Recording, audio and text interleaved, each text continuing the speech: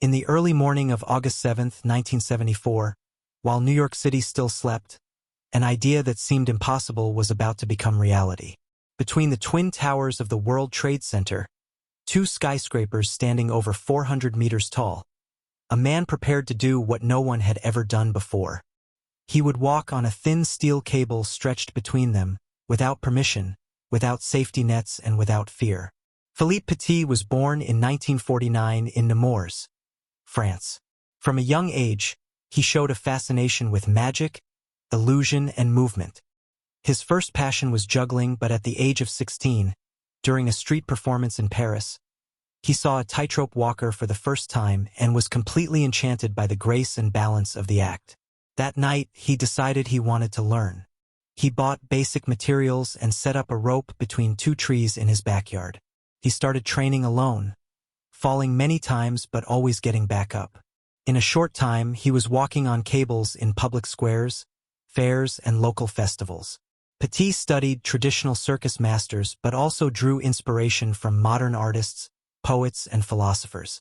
For him, art was a way to question limits and create freedom.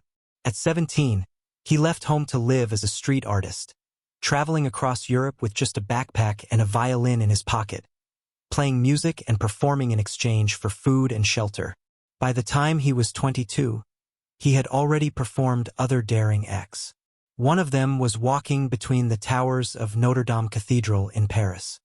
He entered secretly during the night, climbed the narrow stairs, and fixed the wire unnoticed.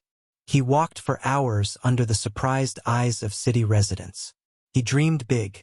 When he saw a magazine article about the construction of the World Trade Center, he imagined something unthinkable: crossing a tightrope between the two tallest buildings in the world. It was not only a technical challenge, it was a statement of artistic freedom. The plan required secrecy, precision, and courage. Philippe gathered a small team of friends who believed in the power of the improbable. Some were artists like him, others simply passionate about adventures that defied logic. They studied photos, blueprints, and videos of the towers. They measured distances, calculated angles, and imagined how they could get a steel cable between them without being caught. The biggest challenge was not just technical but legal. No one had authorized the performance. To carry out the plan, they used disguises, fake equipment labels, and calm conversations with distracted workers. They simulated emergency situations during rehearsals in a field in France. Every second counted. Every move had to be precise and silent. The day chosen for the performance was August 7th. They arrived at the World Trade Center complex around 3 a.m. The place was almost empty, but there were still security guards patrolling. They entered through different routes, carrying large boxes filled with parts of the steel cable, pulleys, counterweights, and tools. One member of the team distracted a guard with casual conversation, while another placed a false sign labeled "Maintenance" on the elevator door leading to the top.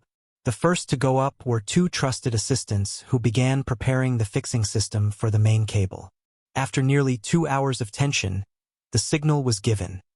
The top of the South Tower was ready. It was time to go up. Philippe entered the elevator calmly, as if nothing was happening. He wore dark glasses and kept a relaxed posture, even though his heart was racing.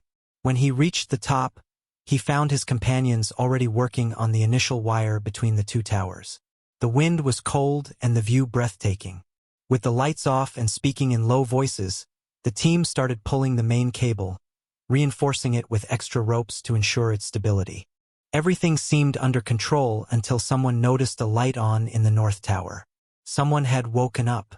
The plan was at serious risk, but the group did not let themselves be shaken. Quickly, they decided to increase the pace. Within minutes, the cable was fixed and ready for the crossing. Philippe took a deep breath, looked at his companions, and smiled. It was time to climb. He wore black tight pants, a striped black and white shirt, and light boots that allowed him to feel every movement of the rope. In one hand, he held his long balancing pole, almost 3 meters of perfectly balanced wood. In the other, he held the calm of someone who had already imagined that moment 1,000 times. He positioned himself at the edge of the South Tower. He placed one foot on the cable, then the other, and he stood there for a few seconds, feeling the gentle swing of the morning wind. Then, with a delicate and firm movement at the same time, he started walking. His feet slid over the thin steel as if it were solid ground. Each step was a promise that the impossible could be real, that art could fly, that courage had form and name. As he crossed, the sky began to lighten. New York was still sleeping, but he danced above it, invisible and imposing. The wind blew lightly but constantly. He adjusted his body automatically, compensating for each movement of the cable with surgical precision. From the top of the North Tower, one of the team members filmed everything. It was the only visible witness to that feat, and perhaps the only proof that it really happened. But not all moments were calm. At one point, the cable swung more than expected. Philippe leaned to the opposite side, regained his balance, and continued as if nothing had happened. It was as if he was conversing with the wind, dancing with the building and defying gravity. When he reached the center of the cable, exactly between the two towers, he stopped. He knelt for a few moments, looked down and smiled. There, in the middle of nowhere and at the top of everything, he was alone with his dream. Alone with his art. Alone with the world. But he was not truly alone. With him were months of work, the fear of failure, the passion for performance, and the desire to live something unique. And he knew that each step was worth every risk. While Philippe danced in the air, the first employees of the World Trade Center began to arrive. Some looked up and could not believe what they were seeing. A security guard ran to warn his colleagues. Another called the police immediately. The alarm was raised. "There is a man walking between the towers." Quickly, patrol cars began to approach the complex. Helicopters were dispatched. People on the streets stopped to look up, unable to fully understand what was happening. But Philippe, up high, seemed unaware of all the commotion. He continued his performance, moving with lightness and grace, as if he were on a stage of his own. He had already crossed the cable once. But that was not enough. He returned to the South Tower and started again, once more and again and again. On that morning, he crossed the space between the two towers 8 times in total, during about 45 minutes. Each step was a silent declaration of freedom and art. At one particularly emotional moment, he lay down on the cable for a few seconds, then stood up perfectly. It was as if he was playing with gravity itself. From the ground, hundreds of people watched in awe. Some took pictures, others shouted encouragement.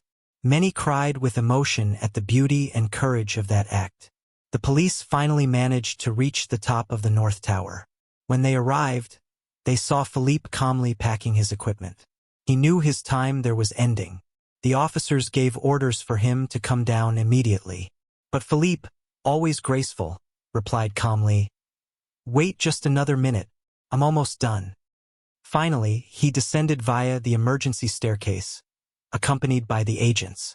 As soon as he touched the ground, he was handcuffed, but he smiled as if he knew he had made history. He was taken to a room downstairs while authorities decided what to do.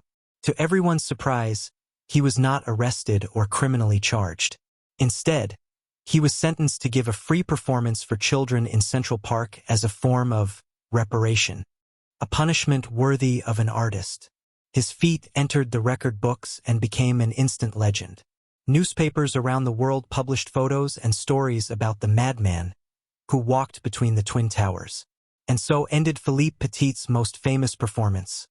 Not with tragedy, but with glory. An act unique and impossible to reproduce, which remains in the memory of New York and the entire world. Philippe Petit was born on August 13, 1949, in the small town of Nemours, about 50 kilometers from Paris, France. From an early age, he was fascinated by magic, illusion, and movement. His first passion was juggling. At just 8 years old, he was already giving improvised performances to friends and family using balls, scarves, and playing cards. But it was at 16 that he had his first contact with the tightrope. He saw a street performance in Paris and was completely enchanted by the lightness and elegance of that precarious balance. That same night, he decided he wanted to learn. He bought basic materials and set up a rope between 2 trees in his backyard. He started training alone, falling many times but always getting back up. In no time, he developed impressive skills. Soon, he was walking over thin cables in public squares, fairs, and even local festivals. What caught people's attention wasn't only his technique. It was the way he moved, as if each step was part of a perfect dance with the wind and space. Philippe studied traditional circus masters but also found inspiration in modern artists, poets, and philosophers. For him, art was a way to question limits and create freedom. At 17, he ran away from home to live as a street artist. He traveled across Europe with just a backpack and a violin in his pocket, playing music and doing performances in exchange for food and shelter. During this time, he began planning increasingly bold performances. He imagined crossing famous bridges, historical monuments, and even tall buildings. Before the Twin Towers, he had already performed other remarkable crossings. One of them was between the towers of the Notre Dame Cathedral in Paris when he was only 18. On that occasion, he entered secretly during the night, climbed the silent steps, and fixed the cable without being noticed. He walked for hours under the surprised eyes of city residents. Another memorable performance was in Sydney, Australia, where he did a secret walk between two chimneys of a power plant. It was all planned, filmed, and kept in secret for months. Each of these experiences prepared Philippe for the greatest challenge of his life: the Twin Towers. It was the peak of everything he had been building since the moment he stepped on a rope for the first time. He didn't see it as a crime or vandalism. For him, it was art. It was offering something to the world that no one had ever seen, and might never see again. And so, with the heart of a dreaming boy and the mind of a strategist, Philippe Petit became much more than an acrobat. He became a symbol of courage, creativity, and human resilience. The moment his feet touched the steel wire between the Twin Towers, the world stopped watching the news and started watching history. Newspapers around the globe dedicated entire pages to those unbelievable images. For many, it looked like a digital trick or an illusion created by computer graphics. But it was real. The press called him a genius madman, artist of the impossible, and even angel on the wire. But he preferred to be seen simply as someone who turned dreams into reality. Still in that decade, interest arose to tell his story beyond traditional journalism. Documentaries, books, and even theater pieces inspired by his feat began to appear. One of the first major cinematic records was the documentary Man on Wire, released in 2008. It brought together testimonials from Philippe and members of the team who helped with the crossing. The film won several awards, including the Oscar for Best Documentary, and moved millions of people worldwide. It was a well-deserved tribute to bravery and pure art. In 2015, another adaptation reached the big screen: the movie The Walk, starring Joseph Gordon-Levitt. It was a dramatized version shot in 3D, which transported the audience directly to the top of the towers. These projects not only told Philippe's story, but also kept alive the memory of the Twin Towers, symbols of modernity and hope that were tragically lost in the September 11th attacks of 2001. The crossing between the towers became more than a technical achievement. It became a powerful metaphor for freedom, courage, creativity, and the human ability to overcome limits. Artists, tightrope walkers, filmmakers, and even philosophers began to cite Philippe as an inspiration. Many saw in him an example of how art can exist beyond rules, only through passion and desire for expression. Even schools today use his story to teach about determination, planning, and out-of-the-box thinking. It has become a classic case of innovation, perseverance, and unique vision. Philippe Petit, despite having done other important performances, will always be remembered for that specific moment. Nothing else he did would ever erase that image. Him alone, high above the world, dancing between two towers. Years later, he admitted himself, "In those minutes up there, I wasn't a criminal. I wasn't an artist. I was simply free." And that's the freedom that touches so many people to this day. The idea that, for a few moments, someone managed to defy everything, the law, fear, gravity, and experience something truly unique. Today, even with the Twin Towers gone, the image of Philippe walking between them remains alive in collective memory. Proof that even in the heights, humanity is capable of flying. the legacy of Philippe Petit continues to grow, not only as a man who walked between skyscrapers, but as an eternal inspiration for everyone who believes that art, courage, and dreams can take us to places no one has ever imagined. Over the years, his name has remained present in schools, museums, documentaries, and motivational lectures. Many professionals use his journey to inspire students, entrepreneurs, and artists to pursue their dreams, even when they seem impossible.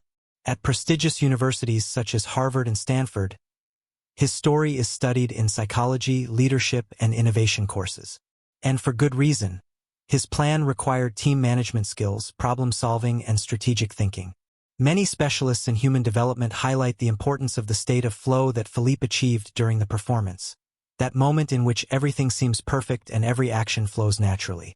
His life also became the subject of children's books, theatrical plays, and interactive exhibitions. Children around the world learn from his story that there are no limits to imagination and passion. Contemporary artists, especially those working with performative art and urban interventions, cite Philippe as a great inspiration. To them, he showed that art can arise anywhere, even on top of two buildings. Even engineers and architects recognized the symbolic value of that act. After all, he transformed a cold, rational structure, two steel and concrete towers, into a magical stage of emotion and beauty. Philippe, even with the passing of years, remains active in the artistic scene. He gives workshops, lectures, and still performs in special locations, always with the same passion he had when he was young. In recent interviews, he talked about the concept of clandestine art, defending the idea that not all creation needs to be authorized to have value. According to him, some of the most memorable works emerged outside the rules. He also reflects on risk and fear. He says he was never afraid of falling. What scared him was the idea of living without trying.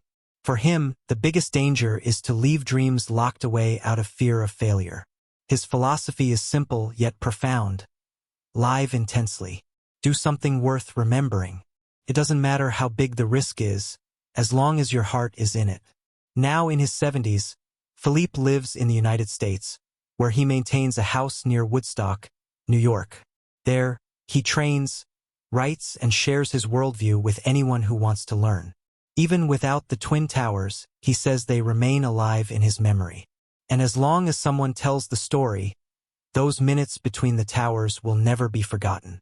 Thus, the legacy of Philippe Petit continues to grow, not only as a man who walked between buildings, but as an eternal inspiration for everyone who believes that art, courage, and dreams can lead us to places no one has ever imagined.